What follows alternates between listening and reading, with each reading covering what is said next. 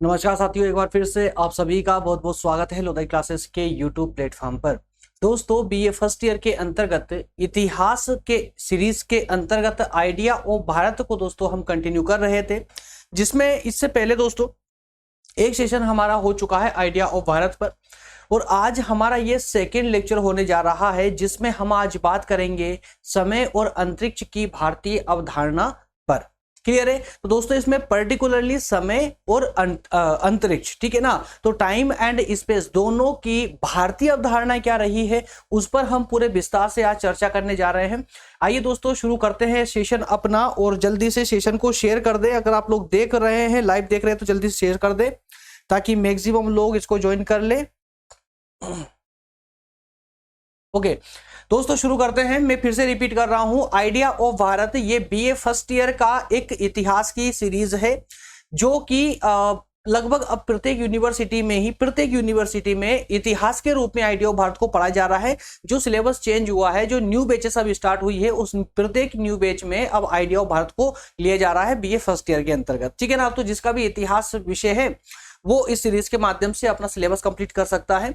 इसमें second topic आज होने जा रहा है, जिसमें समय और अंतरिक्ष की दोस्तों आज हम खुलकर चर्चा करेंगे कि टाइम और स्पेस को लेकर के हमारे भारतीय जो विद्वान रहे हैं उनका क्या मानना रहा है, या फिर ऐसा मानिए कि हमारे जो अध्यात्म के आधार पर प्राचीन आचार्यों ने किस प्रकार से, मतलब किस दृष्टिकोण से इसको देखा है समय और अंतरिक्ष को, वही वैज्ञानिकों का दृष्टिकोण क्या है। तो ये सारी बातें दोस्तों आज के सेशन में पूरे खुलकर होने वाली है, और पूरे उम्मीद करता हूं कि लास्ट सेशन की तरह ये सेशन भी आपको बहुत पसंद आएगा और बहुत कुछ सीख कर जाएंगे। और संभवतः हो सकता है कि आपका विषय ना हो इतिहास, उसके बाद भी अगर आप सीरीज को देखते हैं ना, तो आपके ज्ञान में 100% वृद्धि होगी, और आपको इस सेशन के माध्यम से वो बातें सीखने को मिलेगी जो संभवतः या शायद हो सकता है कि इससे पहले आपको पता ना हो, वो संभवतः पता नहीं हो सकती। रीजन उसका ये है कि दोस्तों जो न्यू एजुकेशन पॉलिसी आई है ना, उसके द्वारा इस विषय को जोड़ा गया है। इससे पहले इतने प्राचीन समय की हमारे इतिहास में कभी बात थी ही नहीं, है ना। हमें प्राचीन इतिहास भी पढ़ाया जाता था, तो दोस्तों वो काफी आगे से उसको पढ़ा जा रहा था। लेकिन ये जो आइडिया ऑफ भारत है, इसके द्वारा हमारा जो सबसे प्राचीन भारत है ना, जो उसकी जो थिंकिंग थी, जो अवधारणा थी, उसकी एक पिक्चर हमें इसके अंदर नजर आती है, और पूरी ट्रांसपेरेंसी के साथ में और पूरे विस्तार पूर्वक आपको इस प्रकार से इस विषय के अंदर पूरे भारत को रिप्रेजेंट करने का प्रयास किया गया है कि उसकी धारणा को आपको समझना ही चाहिए, उसके बारे में जानना चाहिए। दोस्तों फर्स्ट यूनिट के अंदर अगर हम बात करें, तो फर्स्ट यूनिट में हमने फर्स्ट टॉपिक को, जो इससे पहले सेशन लिया था, उसमें हमने बात की थी भारतवर्ष को समझना, अर्थात कि भारतवर्ष के पर्यायों की शाश्वतता पर, है ना। तो भारत को और किस नामों से जाना जाता है, या उसके जो अन्य नाम थे जिस नाम से भारत को जाना जाता था, उनकी क्या शाश्वतता थी, तो ये चर्चा हमने इससे तुरंत पहले वाले सेशन में की थी। और अगर आप बीए के स्टूडेंट हैं और आपके सिलेबस में ये सब्जेक्ट है, तो मैं आपसे एक निवेदन जरूर करूंगा कि दोस्तों अगर आप वास्तविक रूप से चाहते हैं कि आपकी स्टडी बेहतरीन हो, इफेक्टिव बने, तो आपको सभी टॉपिकों को सीरियल से आपको अटेंड करना चाहिए। लेक्चर नंबर 1 से लेकर के ही कंटिन्यू करना चाहिए, जिससे कि एक जो व्यवहारिक जो समझ बनती है ना विषय को लेकर के, वो आपके अंदर डेवलप हो पाएगी, ठीक है ना। और आज के सेशन में, अर्थात कि यूनिट इकाई 1 के टॉपिक सेकेंड में समय और अंतरिक्ष की भारतीय अवधारणा पर चर्चा करने जा रहे हैं। उसी प्रकार से जो थर्ड टॉपिक होगा आपका, वो होगा भारत की ऐतिहासिक दृष्टि। चौथा जो टॉपिक होगा भारतीय साहित्य का गौरव। तो यहाँ टॉपिक वाइज टॉपिक में आप लोगों के लिए क्लास लेकर के आता हूं, कोई टॉपिक यहाँ बीच में नहीं छूटेगा, प्रत्येक टॉपिक पर आपको सेशन मिलेगा। आइए शुरू करते हैं सेशन आज का। तो जान लेते हैं कि आज के इस पूरे सेशन में हमें क्या क्या पढ़ने को मिलेगा, हमें क्या क्या देखना है। सबसे पहले तो हम बात करेंगे इस पूरे टॉपिक की व्याख्या की, है ना। अगर एग्जाम में आपसे इससे संबंधित कोई प्रश्न पूछा जाता है, तो आपको संभवतः प्रश्न स्टार्ट करने से पहले, प्रारंभ करने से पहले आपको उसकी व्याख्या देनी होगी, एक्सप्लेनेशन देना होगा, जिसके माध्यम से एग्जामिनर पढ़कर के ये अंदाजा लगा ले कि आपको इस टॉपिक की भली भांति समझ है या नहीं है ना। ये व्याख्या ही बताती है, मतलब एक प्रकार से आप उत्तर को एक्सप्लेन नहीं करते हो, बल्कि ये व्याख्या आपको एक्सप्लेन करती है एग्जामिनर के सामने। इसलिए अपना पूरा एफर्ट जितना भी लगा सकते हो ना, एग्जाम आंसर राइटिंग में इस व्याख्या वाले पॉइंट में लगा दीजिए, जो प्रस्तावना के रूप में प्रथम पॉइंट के रूप में होता है आपके आंसर में। क्लियर है। सबसे पहले व्याख्या की बात करेंगे कि व्याख्या में इस टॉपिक को लेकर के कितना लिखना है, क्या लिखना है, जिससे थोड़ा सा हमारा आंसर और ज्यादा इफेक्टिव लगे। सेकंड टॉपिक जो होगा दोस्तों हमारा सेकंड, हम बात करेंगे समय और अंतरिक्ष की भारतीय अवधारणा पर, मतलब कि हमारे मेन टॉपिक पर। और जब हम अपने मेन टॉपिक की बात करेंगे तो इसकी व्यवहारिक बातें करने के साथ ही साथ में हम इसके कुछ अन्य पहलुओं पर भी दृष्टि डालेंगे। जैसे कि अगर देखा जाए तो जैसे कि सबसे पहले हम बात करेंगे कि अंतरिक्ष की अवधारणा क्या है, मतलब अंतरिक्ष को समझने का प्रयास करेंगे वैज्ञानिकों के दृष्टिकोण से भी और आध्यात्म के दृष्टिकोण से भी। उसके बाद हम समय की अवधारणा को देखेंगे कि समय जिस पर हमारा टॉपिक पूरा टिका हुआ है आज का, है ना, तो समय की अवधारणा क्या रही है। और थर्ड में हम देखेंगे समय की उत्पत्ति कब हुई, कैसे हुई, क्या मान्यताएं हैं, क्या धारणाएं हैं लोगों की, वो सारी बातें दोस्तों इन 4-5 पॉइंटों के माध्यम से हम आज के सेशन में कवर करने का पूरा प्रयास करेंगे। आप लोगों से विशेष मेरे रिक्वेस्ट है, अगर आपने सेशन को स्टार्ट किया है तो प्लीज एंड तक बने रहना, एंड तक कंपलसरी है बने रहना, तभी कहीं जाकर के आपको टॉपिक पूरा क्लियर हो पाएगा। क्लियर है ना। चलिए शुरू करते हैं अपना सेशन आज का। सबसे पहले देखेंगे दोस्तों व्याख्या को, सबसे पहले देखेंगे 1 मिनट कमेंट का रिप्लाई कर देते।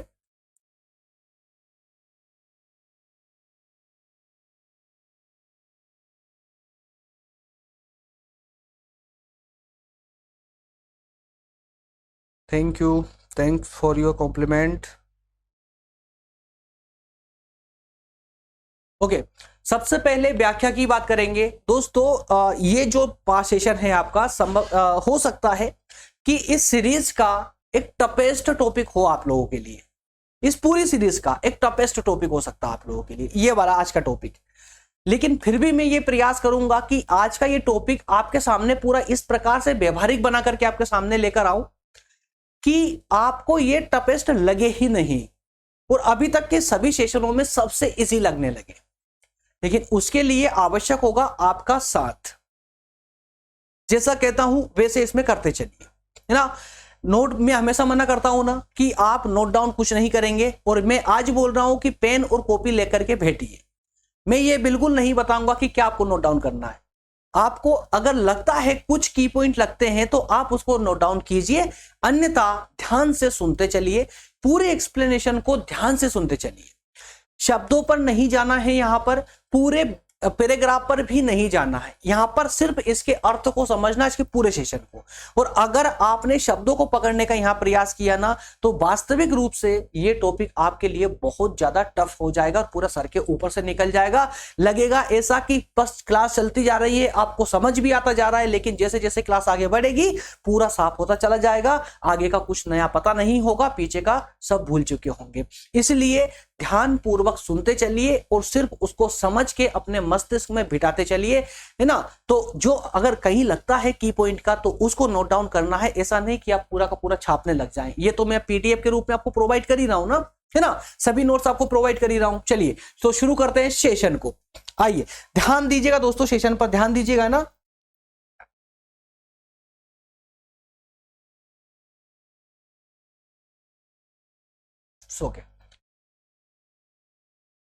सामान्यता देखिए, आज बेसिकली हम बात क्या करने वाले हैं, एक करेंगे समय की और एक करेंगे हम अंतरिक्ष की, है ना।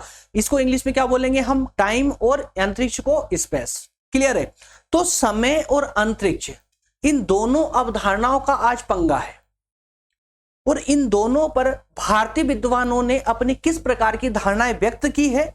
उन विद्वानों में हम साइंटिस्टों को भी देखने वाले हैं और हम अपने मनीषियों अर्थात कि अपने आचार्यों को भी देखने वाले, अर्थात कि उनके विचारों को भी देखने वाले हैं। और इन दोनों ने ही समय और अंतरिक्ष की अवधारणा को किस प्रकार से स्वीकार किया है, कैसे एक्सेप्ट किया और कैसे उन्होंने अपने अपने ऊपर लागू किया है, ये सारी बात आज के सेशन में सीखने को मिलेगी। ध्यान से समझ, जरा सी गलती, जरा सी आपके मस्तिष्क का भटकाव आपको सेशन से, आपके टॉपिक से भटका सकता है। मैं फिर से बोल रहा हूं, ये टॉपिक आपको पुस्तक में समझ नहीं आएगा, बहुत टफेस्ट टॉपिक आपकी पुस्तक के अकॉर्डिंग, लेकिन अगर यहां सुनते चलेंगे बहुत इजी हो जाएगा। चलिए दोस्तों, सामान्यतः समय और अंतरिक्ष ये दोनों बेसिकली अगर देखा जाए तो अलग अलग धारणाएं है और लगती भी है और दिखती भी है। भाई टाइम एक अलग चीज है ना, टाइम एक अलग चीज है और अंतरिक्ष वो एक अलग ही है। तो दोनों धारणाएं अलग अलग है ना, ऐसा लगता है। लेकिन जबकि दोनों अलग अलग ना होकर के एक दूसरे पर निर्भर है, एक दूसरे पर आश्रित है, एक दूसरे से संबंधित है। कैसे संबंधित है? क्योंकि जब अंतरिक्ष की अवधारणा को समझने का जब हम प्रयास करते हैं तो दोस्तों बिना समय की समझ को या बिना समय को समझे हम अंतरिक्ष की अवधारणा व्यक्त कर ही नहीं सकते। कैसे कहेंगे कि इतने साल पहले अंतरिक्ष इस प्रकार का था और अब अंतरिक्ष ऐसा हो गया है।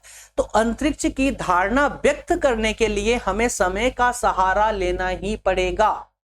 और अगर हम समय की शुरुआत की बात करें, अगर हम चाहें कि समय को समझें, समय की अवधारणा व्यक्त करें, तो समय की अवधारणा भी बिना अंतरिक्ष के संभव नहीं है। कारण जब समय बना तब क्या था? तो सिवाय अंतरिक्ष के और कुछ नहीं था। इसीलिए कहा गया है कि दोनों अवधारणाएं या दोनों धारणाएं अलग अलग होकर भी एक दूसरे पर आश्रित है। दोनों धारणाएं एक ही है। ये समझ सकते हैं आप लोग? क्लियर है? चलिए आगे शुरू करते हैं दोस्तों। प्राचीन भारतीय विद्वानों और वैज्ञानिकों ने, ध्यान दीजिएगा, देखिए यहां पर दोनों की बात हो रही है, प्राचीन भारतीय विद्वानों और वैज्ञानिकों, है ना, दोनों ने ही समय और अंतरिक्ष की अवधारणाओं को एक साथ समझा और एक साथ अध्ययन किया। एक साथ समझा और एक साथ अध्ययन किया। इसका एक बहुत बड़ा अर्थ निकल रहा है, यहां पर ध्यान दीजिएगा। वैज्ञानिकों ने भी और विद्वानों ने भी, जो आचार्य थे, मनीषी थे, इन सब ने जिन्होंने भी अंतरिक्ष और समय के बारे में बताया ना, इन्होंने एक साथ बताया है। दोनों ने, कोई आगे पीछे नहीं, ऐसा मान लीजिए। ऐसा तो समय और अंतरिक्ष की अवधारणाओं को दोनों ने ही एक साथ ही समझा और एक साथ इसका अध्ययन किया। क्यों? क्योंकि समय की अवधारणा अंतरिक्ष, ब्रह्मांड और उसके ग्रहों की चाल एवं घूर्णन गति के आधार पर ही निर्धारित होती है। क्यों हुआ ऐसा? क्योंकि समय की अवधारणा आप कैसे व्यक्त करेंगे? समय की अवधारणा व्यक्त करने के लिए आपको अंतरिक्ष का या ब्रह्मांड और ब्रह्मांड के अंदर जो ग्रह गतिमान है, जो घूर्णन कर रहे हैं, उसके आधार पर ही आपको समय की अवधारणा प्रस्तुत करनी होगी। इसीलिए समय और ब्रह्मांड दोनों को एक साथ लेकर के, दोनों का एक साथ अध्ययन करना, चाहे वो विद्वान हो चाहे वो वैज्ञानिक हो, दोनों की मजबूरी थी। और इसी कारण से दोनों ने ही एक साथ इनका अध्ययन किया था। क्लियर है? अगर इतनी बात भी दोस्तों अगर आप व्याख्या के अंतर्गत लिख देते हैं ना, ये आपका सफिशिएंट जवाब होगा। व्याख्या में गागर में सागर भरने का काम आपके ये कंटेंट करेंगे। ठीक है ना? इतना कंटेंट सफिशिएंट है आपके एक्सप्लेनेशन के लिए, व्याख्या के लिए। आई होप कि समझ पा रहे होंगे आप लोग। हाँ, जो इंग्लिश मीडियम वाले बच्चे हैं, जो हिंदी में कंटेंट यार देखिए ना, इंग्लिश में दे सकता हूं, कोई बड़ी बात नहीं, ट्रांसलेट करके फटाक से पटकना, लेकिन यार समझिए ना, स्लाइड में जगह कहां बच रही है।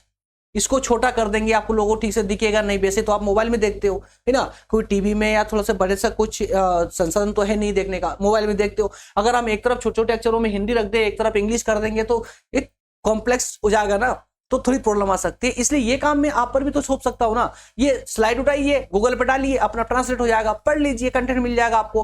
बेहतर कंटेंट है, ट्रांसलेट करेंगे, इजीली ट्रांसलेट होगा और सटीक ट्रांसलेट होगा, कोई गड़बड़ नहीं होगी बीच में। ठीक है ना? चलिए इसका सेकंड टॉपिक दोस्तों अब देखते हैं हम। सेकंड टॉपिक देखते हैं। सेकंड टॉपिक है इसका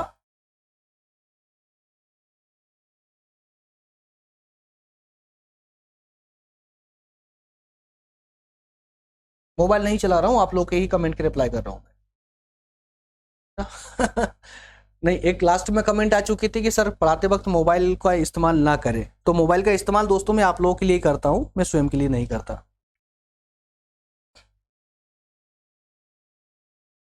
वेरी नाइस सर जी, वेरी गुड। चलिए सेकंड टॉपिक देखते हैं दोस्तों। इसका सेकंड जो हमारा नेक्स्ट पॉइंट है वो है समय और अंतरिक्ष की भारतीय अवधारणा। अब हमारा मेन टॉपिक स्टार्ट हो रहा है। यहां पर पूरे लिंक से लिंक बनाते हुए चलिए, एक एज अ स्टोरी पढ़ने को मिल रही है आपको इतिहास, और बेसिकली इतिहास में आपको स्टोरी की तरह ही पढ़नी है, लेकिन चूंकि ये विषय भूगोल का है और आपको इतिहास में पढ़ने को मिल रहा है, है ना। संभवतः अगर आपको इसको कंप्लीटली भूगोल के अंदर ही पढ़ते तो ये टॉपिक बहुत ज्यादा इजी हो जाता, बहुत ज्यादा, जरूर से ज्यादा इजी हो जाता। कारण क्या था, ये टॉपिक शुरुआत का नहीं है, ये टॉपिक 7-8 टॉपिक, जब आप जियोग्राफी पढ़ेंगे ना तो 7-8 टॉपिक पढ़ लेने के बाद का टॉपिक है। जब 7-8 टॉपिक पहले पढ़ लेंगे आप, उसको पूरा जियोग्राफी को अच्छे समझ लेंगे, बेसिक जो आपके टॉपिक होंगे उसको पढ़ लेंगे ना, तो ये टॉपिक अपने आप इजी हो जाता है। लेकिन आप इतिहास में पढ़ रहे हैं ना, इसलिए थोड़ा सा टफ लग सकता है, इसलिए स्टोरी की तरह सुनते चलिए, है ना, स्टोरी की तरह सुनते चलिएगा, कुछ प्रॉब्लम नहीं आएगी। देखिए बहुत इजी लैंग्वेज करके मैं लाया हूं आप लोगों के लिए, कहीं पर कोई डिफिकल्टी नहीं आएगी। देखिए समय की धारणा उतनी ही पुरानी है जितनी की सृष्टि है। जितनी पुरानी हमारी ये दुनिया है ना, जितनी पुरानी सृष्टि है पूरी, उतनी ही समय की अवधारणा भी उतनी ही पुरानी है। समय का प्रत्यय का मतलब होता है दोस्तों धारणा, है ना, प्रत्यय का मतलब होता है धारणा या अस्तित्व। अब चूंकि देखिए मैं शब्दों का अर्थ भी यहां समझाते चलता हूं, नहीं तो बाद में कंफ्यूजन हो गया आप लोगों को। समय का प्रत्यय जब पढ़ेंगे ना तो एकदम दिमाग में क्या शब्द इस्तेमाल हो गया, क्या मतलब इसका, तो मैंने क्वेश्चन में लिखा हुआ धारणा। इसी धारणा का एक मतलब और भी होता है अस्तित्व। क्या होता है, अस्तित्व। अब आप में से कुछ बोलेंगे सर आपने अस्तित्व शब्द इस्तेमाल क्यों नहीं किया, ये तो बड़ा इजी शब्द था, सुना हुआ था, क्यों नहीं किया, समझिए। यहां पर बात समय की हो रही है। समय को आप देख सकते हैं, समय को आप टच कर सकते हैं, छू सकते हैं क्या, नहीं, ये कोई फिजिकल एक्सिस्टेंस नहीं है समय का, है ना। तो समय कोई वस्तु नहीं है। कोई वस्तु जो होती है ना उसके लिए हम उसके अस्तित्व की बात कर सकते हैं, लेकिन जिसका फिजिकल एक्सिस्टेंस ना हो उसके लिए हम धारणा शब्द इस्तेमाल करेंगे या प्रत्यय शब्द इस्तेमाल करेंगे।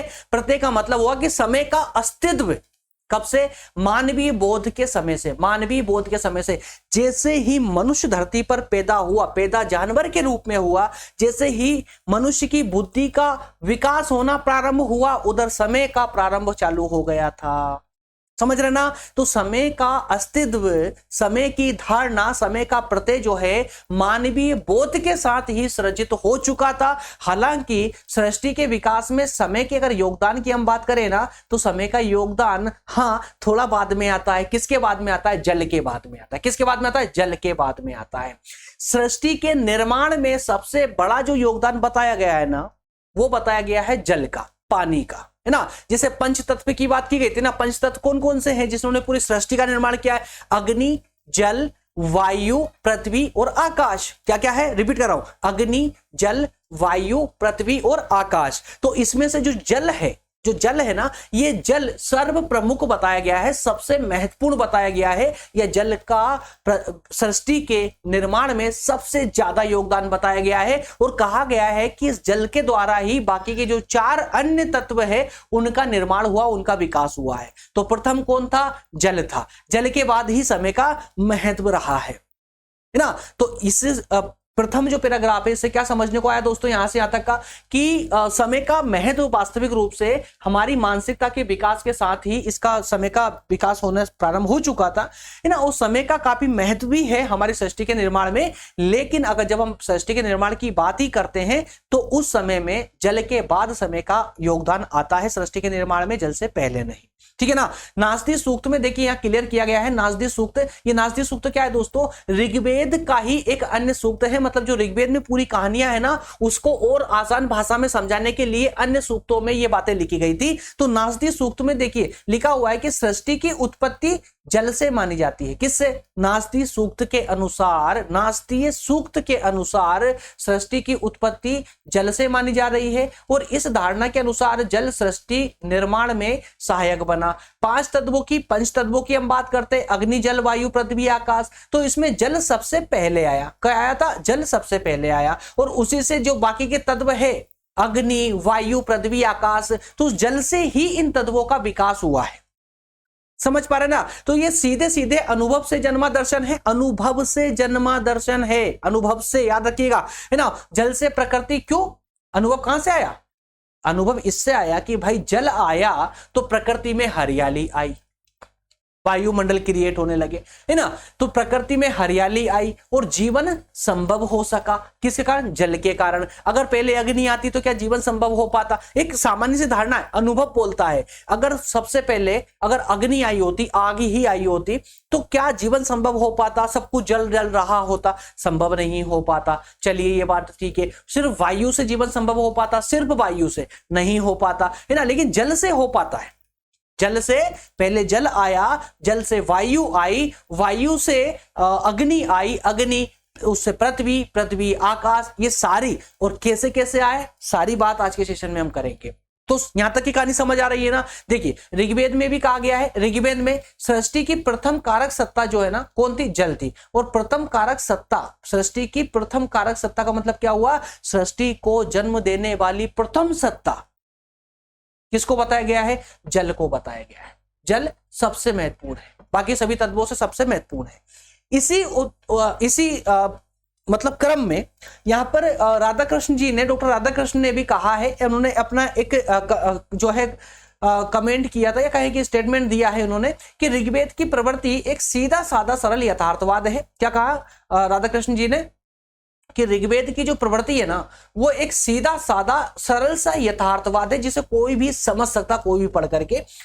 और वह केवल एक जल की ही परिकल्पना करता है, जिसमें धीरे धीरे, है ना, वह मतलब कि ऋग्वेद सिर्फ जल की ही परिकल्पना करता है कि सबसे पहले जल ही आया और धीरे धीरे दूसरे तत्वों का जल से ही विकास हुआ है। लेकिन सृष्टि की रचना अकेले जल के द्वारा संभव नहीं थी। पूरी सृष्टि की रचना अकेले जल के द्वारा संभव नहीं थी। तो जल की अवस्था में, जब जल की अवस्था से आकाश, अग्नि, जलवायु के विकास के बीच सुदीर्घ अंतराल है। तो कहने का अर्थ यह है कि जल सर्वप्रथम आया, जल से अन्य तत्वों का विकास हुआ, बिना अन्य तत्वों के, बिना अन्य और 4 तत्वों के सृष्टि का निर्माण संभव नहीं था। इसलिए जल से इन अन्य तत्वों का निर्माण होता है और उसके बाद ही जो है सृष्टि का निर्माण प्रारंभ होता है। इसीलिए राधा कृष्ण जी ने कहने का प्रयास किया है कि ये जो 5 तत्व है, पांचों तत्वों में सुदीर्घ अंतराल है। सुदीर्घ अंतराल है, ऐसा नहीं कि पांचों तत्व एक साथ आ गए, एक साथ नहीं आए,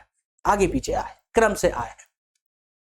क्लियर? यहां तक की कहानी क्लियर है ना। चलिए तो अब एक एक करके दोस्तों हम उन बातों को समझने का प्रयास करेंगे, है ना, जो हमारे लिए, या कहें कि समय और अंतरिक्ष को एकदम सटीक रूप से समझा सके। ठीक है ना। तो अब देखिए ऋग्वेद, उसके बाद में डॉक्टर राधाकृष्ण की परिभाषा आपने से समझी। इसके बाद में देखिए नासदी सूक्त में एक बात और लिखी हुई है। इस नासदी सूक्त में लिखा है कि आरंभ में न तो दिन था और न रात थी। ऐसा क्यों लिख दिया भाई इन्होंने? शुरू में जब सृष्टि की रचना हुई होगी, जब बनी होगी, तो कहा है नासदी सूक्त में कहा गया है कि उस समय न तो दिन था और न ही रात हुआ करती थी। कारण कि समय का बोध कराने वाले भूत भविष्य ये भी नहीं थे। समय का बोध कौन करवाता है? 3 तत्व करवाते। कौन कौन कर? भूत, भविष्य, वर्तमान, ये करवाते ना भाई। वर्तमान जो चल रहा है, भूत जो बीत चुका है, भविष्य जो आने वाला है। तो ये क्या बता रहा है? समय ही बता रहा है ना। तो यहां पर ये कहा गया है कि नासदी सूक्त में लिखा, स्पष्ट लिखा है कि प्रारंभ में ना तो दिन था और ना ही रात हुआ करती थी, और इसी कारण से उस समय का बोध कराने वाले जो भूत भविष्य की बात होती है वो भी नहीं थे। इस तरह शून्य अवस्था से, देखिए शून्य अवस्था से दिन रात से भरपूर ब्रह्मांड में आने के बीच जो लाखों करोड़ों साल लगे, उनसे समय की उपस्थिति अपने आप सिद्ध हो जाती है। क्या कहा नासदी सूक्त में? प्रारंभ में न समय, न दिन था और न रात थी। जब दिन और रात नहीं था, इसका मतलब कि समय नहीं था, है ना। तो जब, लेकिन आज वर्तमान को देख लीजिए, आज समय है। तो उस शून्य अवस्था से ये दिन रात वाले ब्रह्मांड में आने में जितने लाखों करोड़ों वर्ष लगे, समय साल लगे हैं, उस समय ने समय की उपस्थिति को अपने आप ही सिद्ध कर दिया है। साबित करने की आवश्यकता नहीं लगी। अतः कहा जा सकता है कि सृष्टि के निर्माण में 5 तत्वों के सहयोग के अलावा समय का भी योगदान रहा है। सृष्टि के निर्माण में 5 तत्वों के योगदान के अलावा समय का भी योगदान रहा है। ये नासदी सूक्त में लिखा हुआ है। अगर नासदी सूक्त में लिखा हुआ है, इसका मतलब है कि ऋग्वेद में भी 100% लिखा हुआ है। यहां तक की कहानी क्लियर है दोस्तों? तो आगे अब हम बात करेंगे, अब थोड़ा सा अंतरिक्ष पर चर्चा कर लेते हैं, अंतरिक्ष की अवधारणा पर बात कर लेते हैं, उसके बाद में समय आएगा। समय की अवधारणा थोड़ी हमारी लंबी होगी क्योंकि हमारा मेन जो सेशन है आज का समय पर ही, टाइम पर ही बेस्ड है, ठीक है ना? एक मिनट कमेंट चेक कर ले।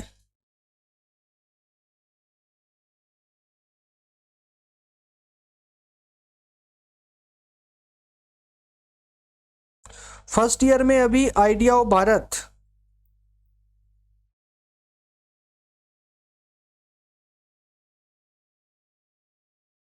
हाँ फर्स्ट ईयर में हिंदी और इंग्लिश क्लासेस दोस्तों जल्दी से, आप जल्दी मिलना प्रारंभ हो जाएगी। आपको ज्यादा, मेरे हिसाब से ज्यादा वेट नहीं करना पड़ेगा, थोड़ा ये आइडिया ऑफ भारत की सेशन थोड़े से और आगे बढ़ जाए, उसके बाद में हम इसकी हिंदी क्लासेस भी स्टार्ट करने वाले हैं जल्दी से, फाउंडेशन की भी है ना। और फाउंडेशन में जो 4 सब्जेक्ट है ना आपके, वो चारों सब्जेक्ट के साथ स्टार्ट करेंगे, टेंशन मत लीजिएगा आप लोग। हाँ एग्जाम से पहले आप लोगों का सब कवर करवा देंगे, चिंता करने की बिल्कुल भी आवश्यकता नहीं है आप लोगों को। लेकिन यार थोड़ा ना सेशन को शेयर करते चलो यार, ये क्या है इसमें कोई थोड़ा शेयर करो यार जल्दी से, फटाफट शेयर कर दो सभी लोग, और जितने भी अपने फ्रेंड्स वगैरह हैं सबको ग्रुप में जोड़ो यार। चलिए, तो अंतरिक्ष की अवधारणा पर दोस्तों चर्चा करते हैं। देखिए, अंतरिक्ष एक आभासी संरचना है। क्या मतलब, शब्दों को समझते चलिए। आभासी संरचना, आभासी संरचना, आभासी संरचना। अंतरिक्ष एक आभासी संरचना। आभासी संरचना का मतलब पता है ना क्या होता है? जिसका कोई अंत ना हो, इन्फिनिटी, जिसको मैथ्स में बोला जाता है इन्फिनिटी, अनंत, है ना, अनंत, जिसका कोई ना प्रारंभ हो और ना अंत हो, उसको हम एक आभासी संरचना बोलेंगे। सिर्फ आभास कर सकते हैं, आभास कर सकते हैं, सिर्फ समझ सोच सकते हैं, इसकी रियलिटी नहीं पकड़ सकते। तो वह ग्रह, नक्षत्रों और कई प्रकार के छोटे बड़े पिंडों से कणों को अपने भीतर समाहित रखता है। कई प्रकार के पिंड उसके अंदर घर्षण करते रहते हैं, घूमते रहते हैं, संचालित रहते हैं। इसलिए कह सकते हैं कि गतिमान पिंडों की स्थिति हमें अंतरिक्ष का आभास कराते हैं, अंतरिक्ष का आभास कराते हैं कि जब इतने बड़े बड़े पिंड इस अंतरिक्ष में घूम रहे हैं और पता नहीं कितने ही पिंड, अरबों खरबों पिंड घूम रहे हैं, तो इससे हम ये समझ सकते हैं कि अंतरिक्ष एक आभासी संरचना है, एक आभासी संरचना है। इसका एग्जैक्टली मेजरमेंट संभव नहीं है, विशेषकर इंसानों के द्वारा, ठीक है ना। लेकिन जब हम दूसरी बात करते हैं समय की, तो समय एक विमीय संरचना है, एक विमीय संरचना है। दोस्तों देखिए, समय एक विमीय संरचना है। एक विमीय का मतलब क्या हुआ कि समय को ना पीछे मुड़ना नहीं आता है, समय को आए दाएं बाएं चलना नहीं आता है, समय को स्ट्रेट चलना आता है, एकदम सीधा। और हाँ, वो चलता है, रुकेगा नहीं, वो चलता रहेगा। समय की प्रकृति ऐसी है, उसका नेचर ही ऐसा है। इसीलिए कहा गया है कि समय एक बीमीय है, एक बीमीय संरचना है ना, एक तरफ चलता ही जाता, रुकता नहीं है। तो उसका जो ये एक बीमीय जो गुण है ना, ये गुण कि ब्रह्मांड में घटने वाली प्रत्येक घटनाओं का साक्षी बन सके। ब्रह्मांड में जितनी भी घटनाएं घटती है, उसका साक्षी अगर कोई है तो वो है सिर्फ समय, सिर्फ समय। जैसे एक वैज्ञानिक आधार पर जब हम कहते हैं कि पृथ्वी का निर्माण कैसे हुआ, तो भाई कहा जाता है कि आज से 400 करोड़ साल पहले पृथ्वी का मतलब सूर्य का विखंडन हुआ था, सूर्य में एक महाविस्फोट हुआ। उस महाविस्फोट के कारण ही बाकी के जो उसके ग्रह आसपास घूम रहे हैं ना, वो सब सूर्य के टुकड़े निकले हुए थे। वो फिर कहा जाता है कि 50 लाख साल तक तो कंटिन्यू बारिश गिरती रही धरती पर, तब कहीं जाकर के ये आग का गोला ठंडा हुआ, वो भी ऊपरी सतह ठंडी हो पाई। आज भी नीचे जो है मलबा लावा भरा हुआ है ना, पृथ्वी के अंदर आज भी लावा भरा हुआ है, जलता हुआ लावा है, से ऊपरी सतह ठंडी हुई है। तो ये सब क्या था? एक संपीड़न, सूर्य का संपीड़न, सूर्य का महाविस्फोट हुआ, उससे पूरी संरचना बन गई। किसकी? हमारी गैलेक्सी की संरचना बनी है। तो ब्रह्मांड में भी कहीं ना कहीं ऐसा ही महाविस्फोट हुआ जिससे ब्रह्मांड उत्पन्न हुआ, ब्रह्मांड बना, है ना। तो ये जो घटनाएं हो रही है, जैसे मैंने अभी बोला कि अभी से लगभग 400 अरब साल पहले, 400 अरब साल, हाँ 400 अरब साल पहले कि ये घटना थी। तो ये कैसे कह पाया? पहले, इतने साल पहले समय की मदद के बिना कह पाएंगे? नहीं कह पाएंगे। तो यहां पर क्या है कि ब्रह्मांड में जितनी भी घटनाएं घटित हो रही होगी, उन सब का साक्षी समय बनता है। वह 2 या उससे अधिक घटनाओं के क्रमानुक्रम, बारंबारता, अंतराल, उसके अनेक आपसी संबंधों का बोध कराता है। तो समय क्रमानुक्रम घटनाएं कौन से क्रम में हुई है, पहले कौन सी हुई थी, फिर कौन सी हुई, फिर कौन सी हुई। बारंबारता, क्या कोई घटना बार बार हुई है, एक ही घटना बार बार हुई है। अंतराल, एक घटना के बाद दूसरी घटना कितने समय बाद हुई है, कौन बता पाएगा, समय बता पाएगा। ठीक है ना, समय बता पाएगा। चलिए आगे बढ़ते हैं। व्यवहार में समय आभासी है। क्या है, व्यवहार में अगर देखा जाए तो समय आभासी है। समय आभासी मतलब कि इसका भी सिर्फ आभास कर सकते हैं समय का, है ना, लेकिन ये सापेक्ष सत्ता है। ये क्या है, सापेक्ष सत्ता है। आभासी तो है, अंतरिक्ष की तरह आभासी है, लेकिन अंतरिक्ष की तरह निरपेक्ष नहीं है, सापेक्ष है। ये सापेक्ष का मतलब क्या होता है, ध्यान से सुनिएगा। सापेक्ष का मतलब होता है जो किसी पर निर्भर हो, वो निरपेक्ष का मतलब होता है जो किसी पर निर्भर हो ही नहीं, है ना, जो अकेले अपने आप में पर्याप्त हो। लेकिन जो सापेक्ष होता है वो किसी न किसी के बिना अधूरा होता है। लेकिन समय को यहां पर व्यवहारिक रूप से आभासी बोलते हुए कहा जा रहा है। आभासी तो है, ये सत्य है, लेकिन फिर भी ये सापेक्ष है, निरपेक्ष नहीं है। दूसरी ओर समय की निरपेक्ष, हाँ, और अगर कुछ विद्वानों ने इसको समय की निरपेक्षता को लेकर भी कुछ बातें कही है कि नहीं साहब समय निरपेक्ष भी है। ये भी कहा कुछ विद्वानों ने। क्या कहा उन्होंने कहा है कि यह माना जाता रहा है कि समय बाहरी प्रभावों, बाहरी दृश्य अदृश्य घटनाओं से मुक्त है।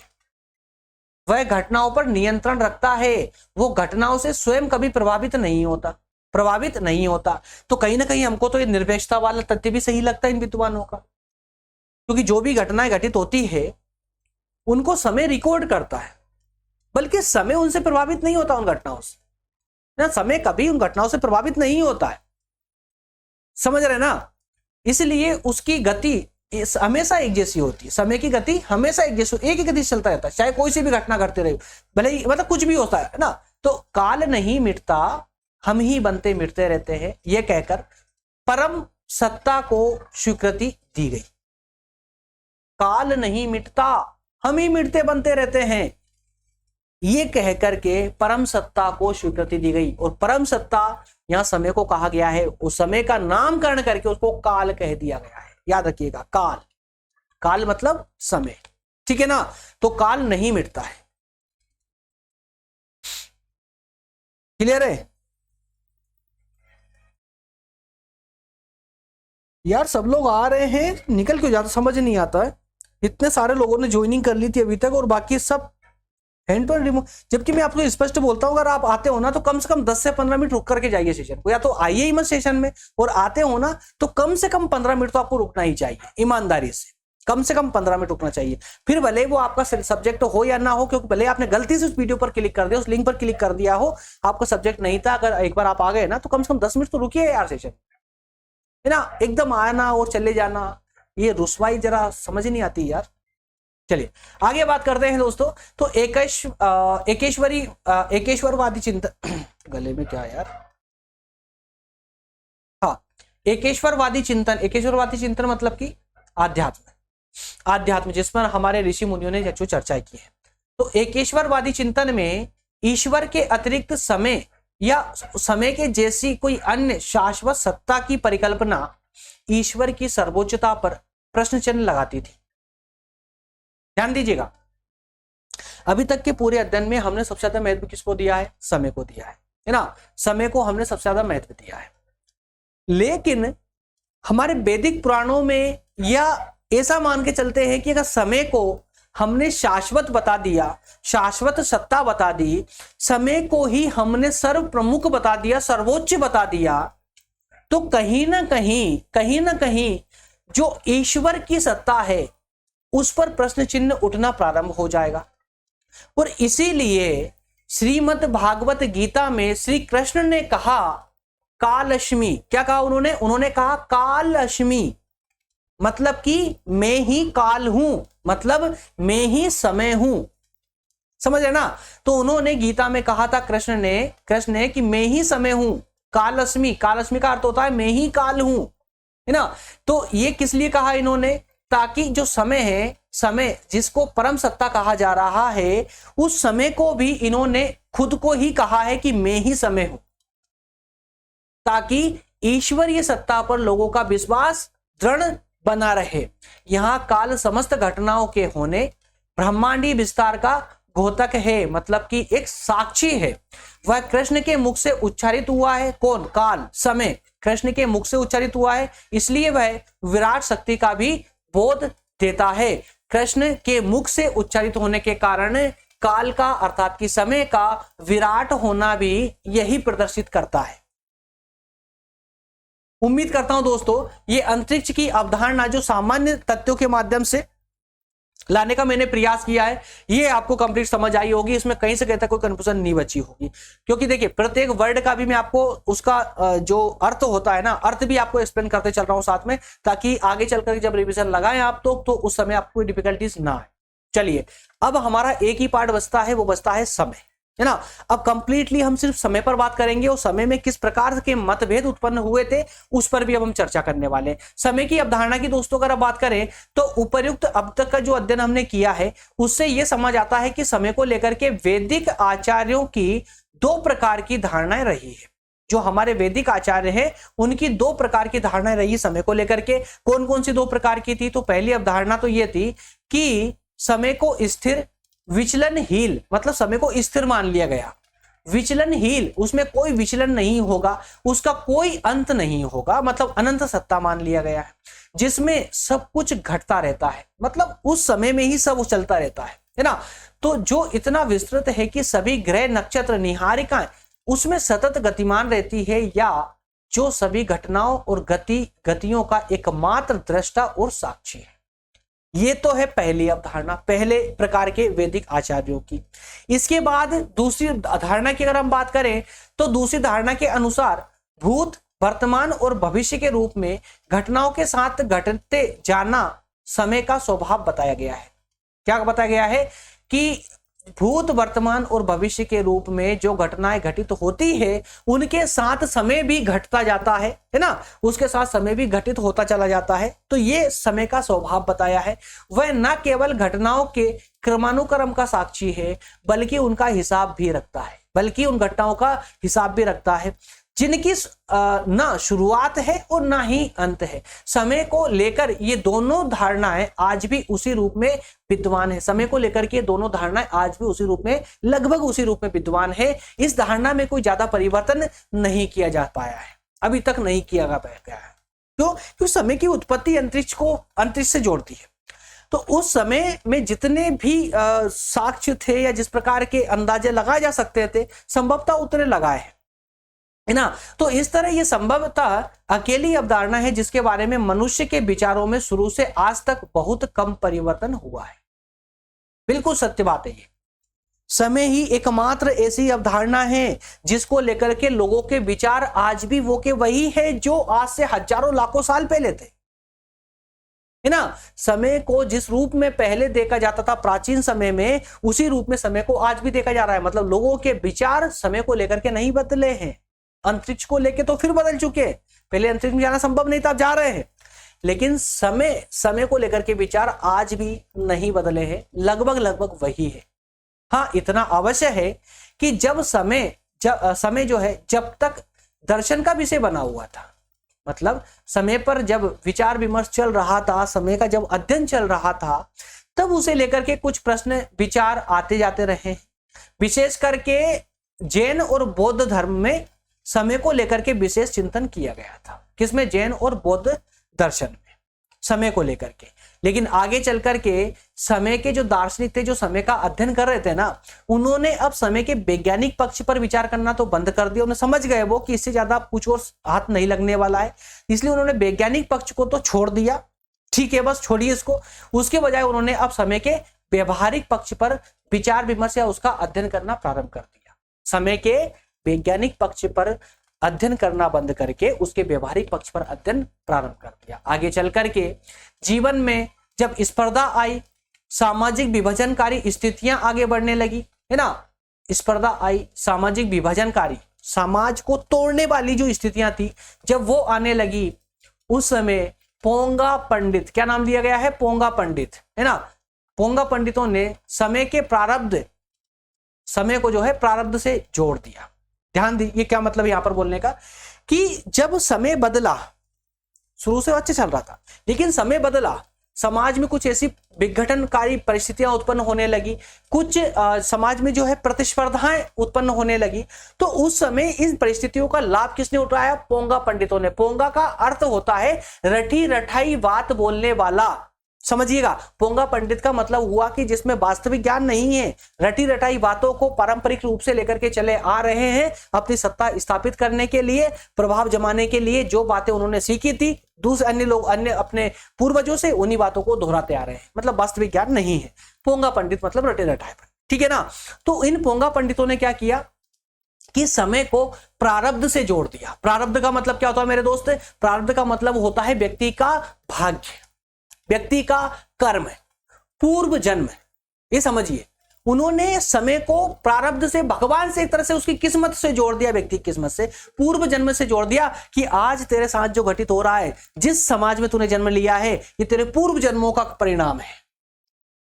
आज हमने पंडित बन के जन्म लिया है, पूर्व जन्म के हमारे अच्छे कर्म थे जिनका फल हम आज भोग रहे हैं। तूने पिछले जन्म में बुरे कर्म किए थे जिसका फल तू आज भोग रहा है, नीची जात में जन्म लेकर के। तो इस प्रकार की कुछ धारणाएं उस समय प्रचलित थी, और किसके द्वारा ही प्रचलित की गई थी? पोंगा पंडितों के द्वारा ही प्रचलित की गई थी, है ना। तो इससे मानव के मन में समय के प्रति क्या हुआ दोस्तों? समय समय ना रह करके उसके अंदर एक श्रद्धा भाव जागने लगा समय को लेकर के। वो समय को ही अब भगवान मानने लगा था, समय को लेकर भगवान मानने। अब जब समय को भगवान मानने लगा तो अब समय से वो डरने लग गया। और चूंकि पोंगा पंडितों का कार्य क्या था, मेन उद्देश्य क्या था?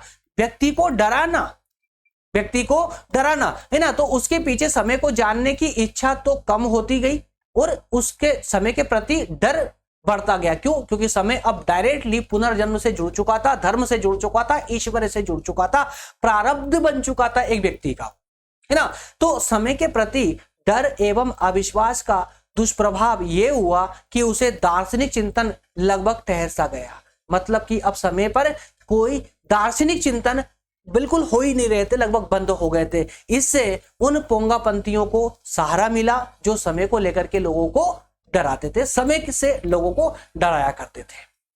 क्लियर है? अंतिम रूप से अगर बात करें दोस्तों समय की उत्पत्ति की बात, देखिए समय की धारणा समझ आई ना आप लोगों को? समय की धारणा समझ आइए ना। थोड़ा सा ज्यादा कंटेंट था मानता हूं, लेकिन यार इतना कंटेंट आपको देखना पड़ेगा। और ये इतिहास है, सब कुछ रटना नहीं है, सिर्फ समझना है ना। इसलिए कंटेंट ज्यादा मैं दे रहा हूं ताकि आप रिवीजन लगाएंगे ना तो आपको पूरी स्टोरी ये अपने आप याद हो जाएगी। 2 महीने बाद, 3 महीने बाद, 4 महीने बाद जब आपके एग्जाम होंगे तो आपको दोबारा पूरे सेशन नहीं देखना पड़े, उसी के लिए मैं आपको नोट्स प्रोवाइड करता हूं। और ये नोट्स जब आप पढ़ेंगे एग्जाम के टाइम पे तो आज का ये लेक्चर आपको पूरा याद आ जाएगा, है ना। अच्छी बात, ठीक है ना। चलिए, तो समय की उत्पत्ति संबंधी धारणा की अगर दोस्तों बात करें तो समय की उत्पत्ति को लेकर के अब यहां पर आपको एक बवाल नजर आएगा। किस किस में? वैदिक ऋषि मुनियों में और वैज्ञानिकों में, दोनों की धारणाओं में एक जोरदार टक्कर आपको सामने देखने को मिलेगी आज। कैसे? समय का बोध मानवीय बोध के साथ जन्मा और उतना ही पुराना है, ये बात तो दोनों वैज्ञानिक भी मानते थे और ऋषि मुनि भी मानते थे। सवाल है कि समय की उत्पत्ति एक्चुअल में हुई कब? समय की उत्पत्ति हुई कब? इस मामले में ध्यान दीजिएगा, वैदिक ऋषि और वैज्ञानिक दोनों एक मत थे। बड़ी हंसी आई एक, अगर देखिए यार गहराई से अगर समझेंगे ना तो वास्तविक रूप से आप एक एक पक्ष को समझते चलेंगे और अपने आप भाव अपने आप बढ़ने लगेंगे। ध्यान दीजिएगा, क्या कहा गया है कि समय का बोध मानवीय बोध के साथ उसका जन्म, समय का जन्म हुआ। अब सवाल यह है कि समय की उत्पत्ति हुई कब थी? अगर इसके जवाब की बात करें ना तो हम वैदिक ऋषियों की और वैज्ञानिकों की जो धारणा थी, जो सोच थी ना, वो दोनों की एक ही थी। क्या? कि समय का जन्म सृष्टि के जन्म के साथ हुआ। क्या कह दिया उन्होंने? दोनों ने क्या कहा? समय का जन्म सृष्टि के जन्म के साथ हुआ। अब इसका मतलब आप क्या मानेंगे? अब इसका मतलब आप 2 बातों को मान सकते हैं। एक तो ये कि दोनों ने ही बहुत बेहतर तरीके से अध्ययन किया, जो दोनों का मैच हो गया, है ना, लगभग दोनों का अध्ययन सटीक था। या फिर ये कि कहीं ना कहीं इनकी मजबूरी रही होगी ऐसा मानना। जी हां, सटीकता तो कम, हमें मजबूरी ज्यादा नजर आती है। कैसे? देखिए, दोनों की मान्यताओं का आधार अलग अलग है, आधार अलग अलग है। दोनों ने माना यही कि समय का जन्म सृष्टि के जन्म के साथ ही हुआ है, लेकिन जो उन्होंने आधार बताया है ना, जो आधार बताया वो आधार गलत बताया, मतलब अलग अलग बताया दोनों। वैज्ञानिकों ने तार्किक आधार बताया कि समय की उत्पत्ति सृष्टि के साथ हुई, तार्किकता के साथ हुई, जबकि आचार्यों ने क्या बताया, आध्यात्म बताया। क्या बताया, आध्यात्म बताया। वैज्ञानिक मानते थे तार्किक आधार के आधार पर वैज्ञानिक मानते हैं कि पहले ब्रह्मांड जो है ना अति उच्च संपीड़न की अवस्था में था, अति उच्च संपीड़न की अवस्था में था। मान लो एग्जांपल के लिए ब्रह्मांड इस साइज इतना बड़ा है, तो वैज्ञानिकों का मानना था कि ब्रह्मांड अगर इतना बड़ा है तो पहले ब्रह्मांड अति संपीड़न की अवस्था में, संपीड़न मतलब बिल्कुल सिकड़ा हुआ था, लगभग इस पेन की नोक के बराबर। दिख रहा है आपको, दिख रहा है क्या? मुझे भी नहीं दिख रहा है क्योंकि डिजिटल पेन है, उंगली पे नहीं चलेगा तो इसकी नोक के बराबर, इसकी नोक के बराबर ब्रह्मांड था। अगर इतना बड़ा ब्रह्मांड मान लेते हैं हम कि इतना बड़ा ब्रह्मांड है, तो ये उस समय प्रारंभ में पेन की नोक के समान था, संपीड़न अवस्था में। क्या हुआ, इसमें एक महाविस्फोट हुआ, इसमें छोटे से बिंदु में महाविस्फोट हुआ और ये साइज का बन गया। वो जब विस्फोट हुआ ना, उसी समय से समय की उत्पत्ति मानी गई है, क्योंकि विस्फोट कब हुआ था, कैसे विस्फोट हुआ है ना, कैसे इसका आकृति बड़ी हुई, ये सारी बातें समय ने बताई। तो ये समय की उत्पत्ति इस प्रकार से महाविस्फोट के साथ मानी जाती है। किसके अनुसार? वैज्ञानिक दृष्टिकोण के अनुसार। इस तरह विज्ञान की दृष्टि में ब्रह्मांड और समय दोनों एक ही घटना के परिणाम है, जिसे वैज्ञानिक महाविस्फोट का नाम देते हैं। क्लियर है ना? ब्रह्मांड के जन्म की घटना से पहले समय की उपस्थिति को नकारना वैज्ञानिकों की मजबूरी थी। जी हां, बिल्कुल थी। वैज्ञानिक ये कह ही नहीं सकते थे कि ब्रह्मांड की उत्पत्ति से पहले समय था या नहीं था। इस बारे में वैज्ञानिक बात करना ही नहीं चाहते थे। क्यों? मजबूरी थी भाई उनकी, क्योंकि उनके पास ऐसा कोई तर्क था ही नहीं कि वो ये बोल पाए कि अंतरिक्ष से पहले, सृष्टि से पहले भी समय था। ये बोल ही नहीं सकते थे, है ना? क्यों? क्योंकि उनके पास में तार्किक आधार नहीं था, तार्किक आधार नहीं था। समय की उत्पत्ति के संबंध में अगर दोस्तों हम वैदिक मनीषियों की बात करें या वैदिक मनीषियों, वैदिक जो आचार्यों के दृष्टिकोण की बात करें, तो वो उनका दृष्टिकोण हमेशा वैज्ञानिकों से अलग रहा है, एकदम अलग रहा है। समय और सृष्टि की उत्पत्ति को एक दूसरे से जोड़ना उनके आस्थावादी मन के लिए जरूरी था। श्रद्धा, श्रद्धा, श्रद्धा और सृष्टि, या ऐसे बोलिए श्रद्धा, समय, सृष्टि। लोगों की श्रद्धा को समय के साथ और समय को सृष्टि के साथ जोड़ना हमारे आध्यात्म की भी एक मजबूरी थी। अगर हमारे आध्यात्म में सृष्टि को समय के साथ नहीं जोड़ा जाता, जिस समय को कृष्ण ने कालस्मी कहा है, मतलब मैं ही काल हूं कहा है, तो समय को हमने, समय अर्थात की काल को और काल अर्थात की कृष्ण को और कृष्ण अर्थात की ईश्वर को हमने किसके साथ जोड़ दिया है? सृष्टि के साथ जोड़ दिया है। तो अब हम कह सकते हैं, मतलब आध्यात्म के आधार पर, कि समय और सृष्टि दोनों की उत्पत्ति एक साथ हुई है। इधर समय का कृष्ण के मुख से निकलना हुआ और उधर सृष्टि की रचना होना हुआ। क्लियर है ना यहां तक का?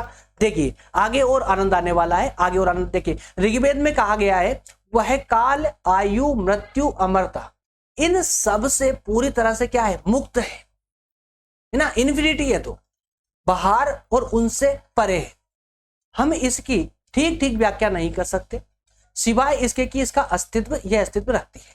क्या कहा है ऋग्वेद में? ऋग्वेद में कहा गया है कि जो समय है ना, समय किसी से कोई प्रभावित नहीं होता है, ना काल से होता है, ना आयु से होता है, ना इसकी मृत्यु होती है, ना ये अमर है।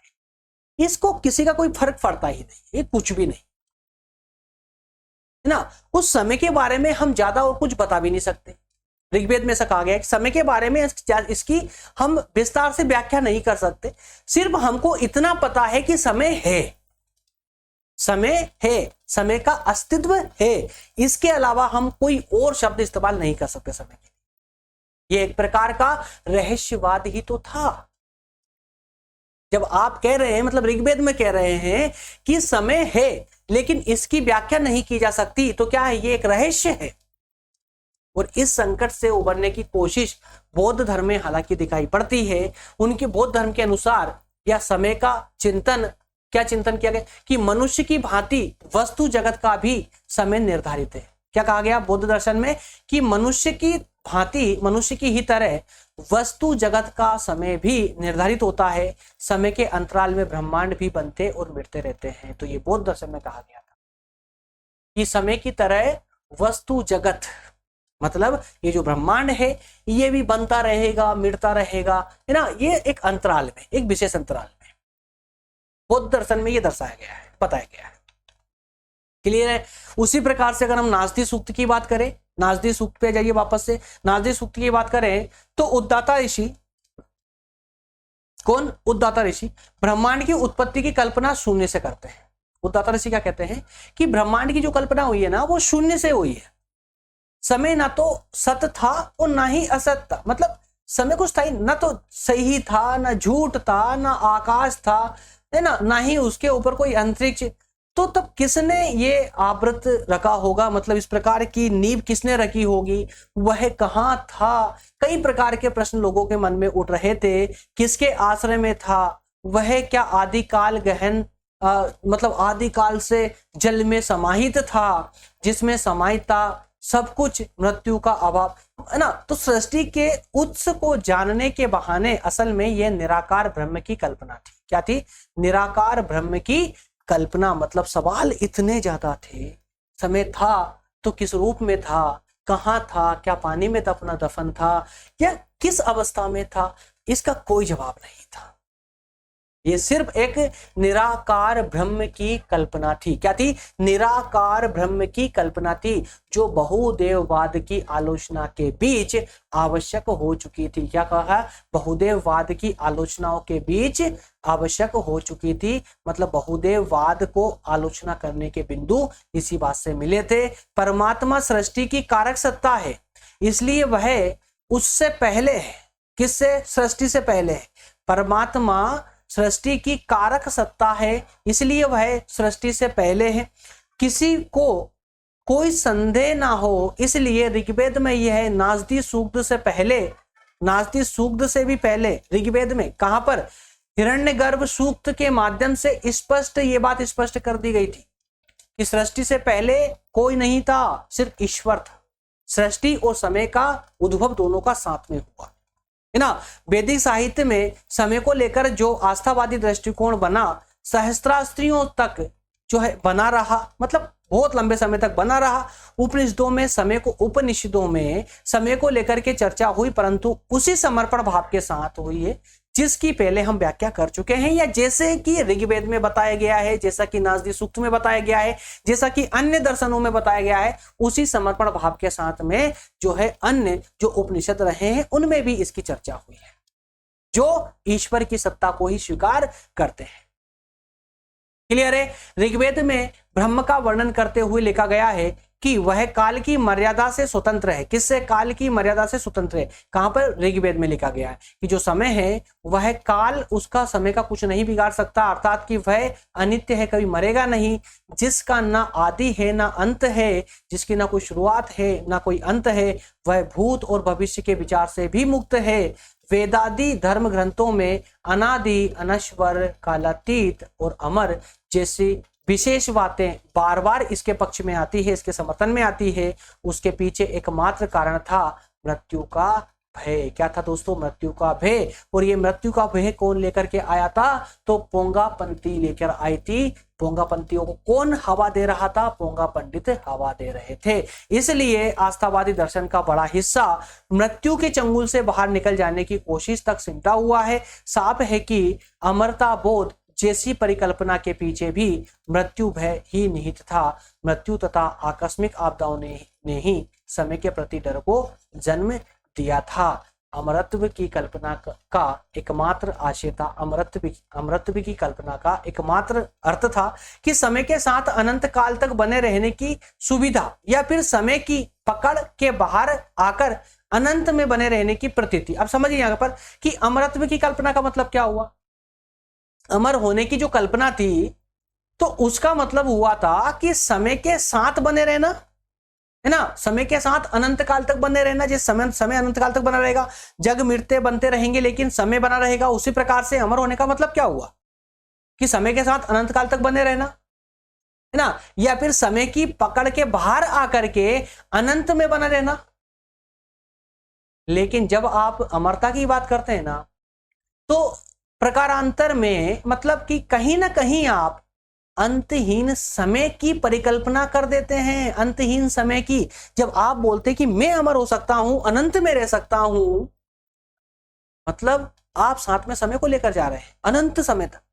तो समय आपके साथ चिपका हुआ है ना, मतलब आप कोई सी भी बात करेंगे ना, समय आपके पीछे चिपका हुआ चला जाएगा, कोई सी भी बात, है ना। तो उसे भी अमरत्व प्रदान आप कर देते हैं।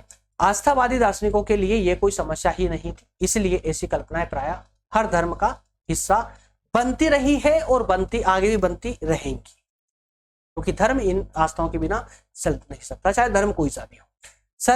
सर्वदर्शन संग्रह मतलब कि एक ऐसा दर्शन है जिसमें लगभग सभी धर्मों के दर्शनों को इकट्ठा करके और उस पर अध्ययन किया गया था। तो सर्वधर्म संग्रह में अंतरिक्ष और काल को समान धर्मा माना गया है। उसके अनुसार अंतरिक्ष और काल दोनों सर्वव्यापी है। अंतरिक्ष और काल मतलब समय, दोनों सर्वव्यापी है।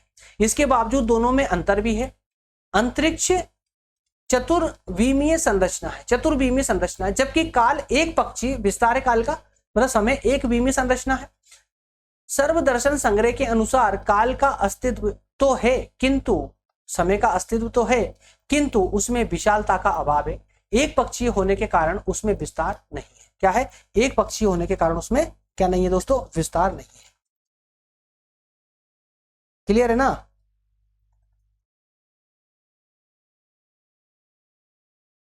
तो अपने अपने आग्रहों के फलस्वरूप विज्ञान और दर्शन दोनों ही सृष्टि समय की उपस्थिति को नकारते हैं। विज्ञान मानता है महाविस्फोट से पहले समय का कोई अस्तित्व नहीं था। ब्रह्मांड अति उच्च संपीड़न की अवस्था में था। दिन रात का अस्तित्व ही नहीं था। महाविस्फोट हुआ, उसके साथ ब्रह्मांड का जन्म हुआ और अगले ही क्षण वह तेजी से फैलने लगा। सेकंड के बहत सूक्ष्म हिस्से के भीतर ब्रह्मांड का आकार 2 गुना हो गया, मतलब 1 सेकंड से भी बहुत कम समय में। उसके बाद तो यह और भी तीव्र गति से फैलने लगा। आगे चलकर आकाश गंगाएं बनने लगी, सौर मंडल अस्तित्व में आने लगा। लेकिन वैज्ञानिक भी इतना तो मानते हैं कि महाविस्फोट से पहले ब्रह्मांड उच्च संपीड़न की अवस्था में तो था। समझिएगा, ब्रह्मांड उच्च संपीड़न की अवस्था में तो था, ये तो वैज्ञानिक मानते हैं ना। तो भले ही इतनी सघन अवस्था में कि दिन रात आदि का अस्तित्व भी संभव ना हो, परंतु महाविस्फोट से पहले भी कुछ तो था और वही कुछ ईश्वर कहा जा रहा है। इसी के साथ दोस्तों हमारा सेशन आज का होता है कंप्लीट।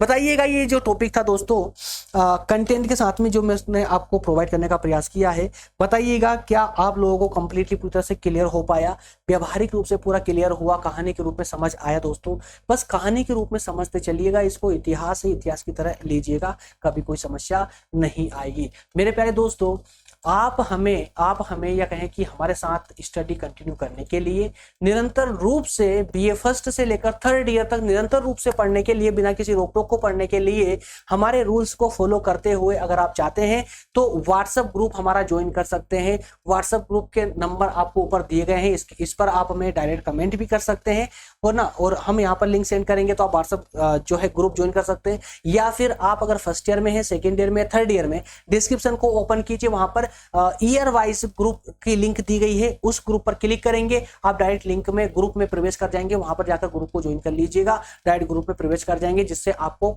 निरंतर रूप से क्लासेस मिलती रहे। इसके अलावा आप हमारे टेलीग्राम ग्रुप को भी ज्वाइन कर सकते हैं। टेलीग्राम के अलावा अन्य सोशल मीडिया प्लेटफॉर्म को भी आप हमें यहाँ पर भी आकर के फॉलो कर सकते हैं, कोई प्रॉब्लम नहीं है, बिल्कुल करते रहिए। दोस्तों मिलेंगे अगले सेशन में, मुझे कमेंट करके जरूर बताइएगा कि सेशन आपका कैसा रहा, कंप्लीटली समझ आया या नहीं आया। दोस्तों मिलेंगे अगले सेशन में, तब तक आप सभी का बहुत बहुत धन्यवाद। दोस्तों स्वस्थ रहें, शिक्षा को महत्व दें, नारी का सम्मान करें और अपने व्यक्तित्व का इस प्रकार से निर्माण करें कि आपके माता पिता और संपूर्ण राष्ट्र आप पर गर्व करे, गर्व महसूस करे। मिलेंगे अगले सेशन में दोस्तों, तब तक आप सभी का बहुत बहुत धन्यवाद। Thank you.